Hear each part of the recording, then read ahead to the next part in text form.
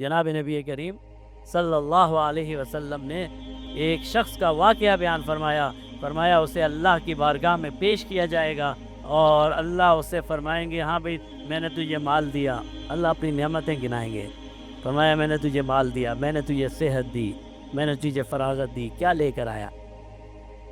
آجا بھائی حساب کتاب کرتے ہیں. کہے گا اے اللہ جتنا مال تو نے مجھے دیا تھا میں نے اس سے دگنا کر دیا, اس کو ڈبل کر دیا.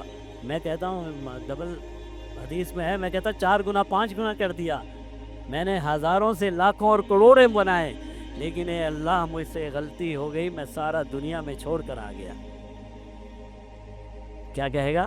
اللہ جو تو نے مجھے دیا میں نے اس کو ڈبل کیا, اس میں اضافہ کیا, لیکن ایک غلطی کر دی, میں چھوڑ کر آ گیا. مجھے تھوڑی سی مہلت دے دے, میں جاتا ہوں وہ سارا مال سمیٹ کر تیری بارگاہ میں لاتا ہوں. اللہ فرمائیں گے آپ کو پتہ ہے وہاں مہلت کہاں ہے؟ وہاں تو حساب اور کتاب ہے. تو جس بات پر ہم فخر کر رہے ہیں کل اسی پر حسرت اور افسوس کریں گے. آج ہمارا فخر ہے میرا والد تو مولوی صاحب چھوٹی سی دکان چھوڑ کر گیا تھا, آج میں نے اسی دکان سے. اچھا کیا آپ نے, ضائع نہیں کرنا چاہیے. اللہ نے جو نعمت دی ہے اس کو صحیح استعمال کرنا چاہیے. اچھا کیا آپ نے کہ ایک دکان سے آپ نے 7 دکانیں بنا لی. اچھا کیا آپ نے کہ آپ نے کپڑے کی فیکٹری ڈال لی.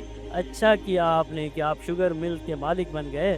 لیکن آپ یہ بھی تو دیکھیے کہ آپ نے ان چیزوں کو کیا صرف دنیا میں فخر کے لیے رکھا ہے کہ آپ نے ان چیزوں کو اپنے شہرت کے لیے اپنے آپ کو. پھر ایک انسان جب ان چیزوں میں زندگی گزارتا رہتا ہے تو پھر وہ یہ سمجھتا ہے کہ یہی چیزیں اللہ کی مقبولیت کے لیے اللہ کی رضا کا ذریعہ ہے.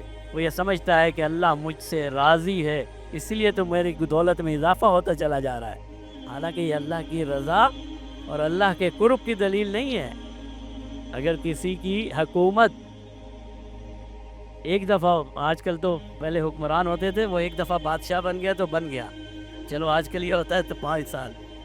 اگر کسی کو 5 سال کی حکومت مل گئی, دوبارہ 5 سال کی حکومت مل گئی, تیسری مرتبہ 5 سال کی حکومت مل گئی, یہ 15 سال کی حکمرانی اس بات کی دلیل نہیں ہے کہ اللہ اس سے راضی ہے.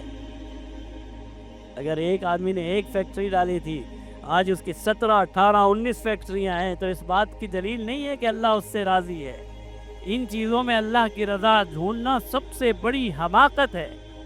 پیارے محبوب فرماتے ہیں اللہ نے خزانے کے فرشتے کو میری بارگاہ میں میرے پاس بھیجا, اور وہ فرشتہ آیا اور اس نے آ کر کہا کہ اللہ نے مجھے آپ کی خدمت میں بھیجا ہے اور آپ کو اختیار دیا ہے کہ اگر آپ کہیں تو یہ آپ نے دیکھے ہوں گے مکہ کے پہاڑ, یہ جو مکہ کے بڑے بڑے پہاڑ ہیں میں نے سونا کر دوں, ساری آپ کے لیے آپ کے استعمال کے لیے رکھ دیے جائیں.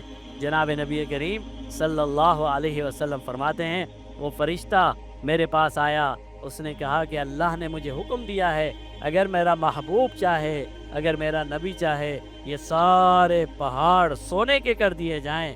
پیارے محبوب فرماتے ہیں کہ میں نے کہا نہیں, میں تو یہ چاہتا ہوں کہ ایک دن کھاؤں اور ایک دن بھوکا رہوں.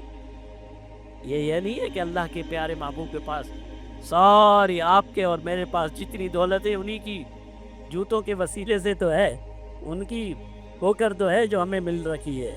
یہ نہیں ہے کہ پیارے محبوب اگر چاہتے تو سب سے بڑے حکمران ہوتے, سب سے بڑے امیر ہوتے, سب سے بڑے کبیر ہوتے, لیکن اللہ کے نبی نے ہمیں اور آپ کو سمجھایا کہ دنیا کی مال اور دولت اس قابل نہیں ہے کہ آپ اس کے مطابق فیصلہ کریں کہ میرے پاس دولت ہے میں تو اللہ کا مقرب ہوں. نہیں,